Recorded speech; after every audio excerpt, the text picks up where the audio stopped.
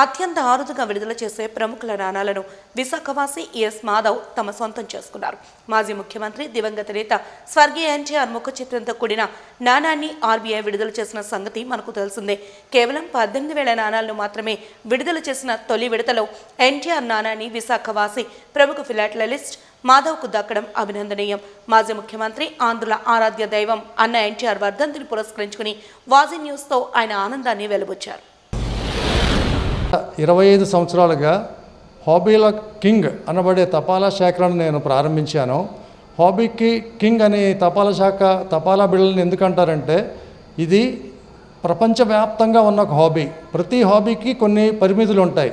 వయసు పెరిగినా లేకపోతే ఆర్థికంగా పరంగా కూడా చూసినా కొన్ని హాబీలు మధ్యలోనే వదిలేస్తూ ఉంటాం.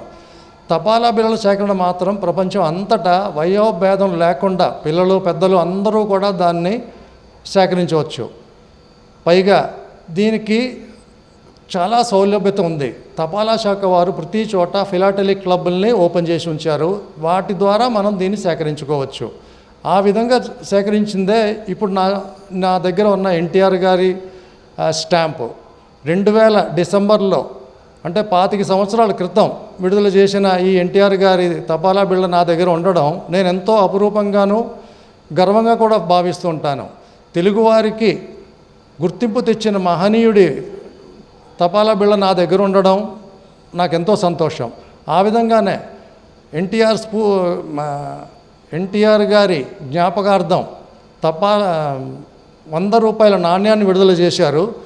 మొదట విడుదల చేసిన 18,000 నాణ్యాల్లో నేను అదేని పొందడం కూడా నేను ఎంతో గర్వంగా భావిస్తున్నాను.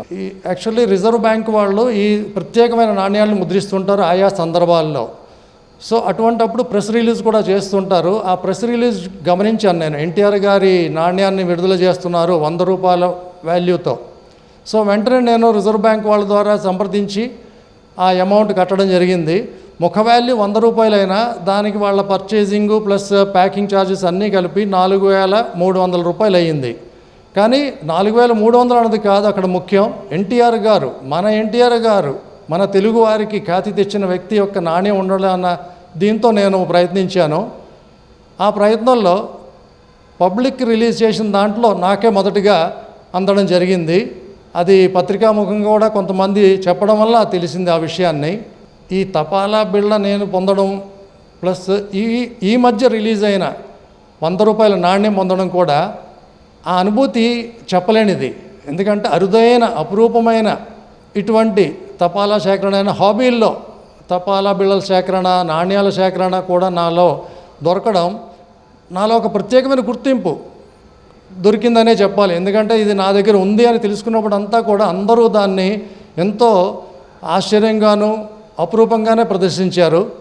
అది చూస్తుంటే నాకు ఎంతైనా గర్వంగానే ఫీల్ అవుతున్నాను. అంటే అది కోట్ల రూపాయల్లో వస్తుందా లేకపోతే ఏంటి అనేది మాత్రం చెప్పలేము.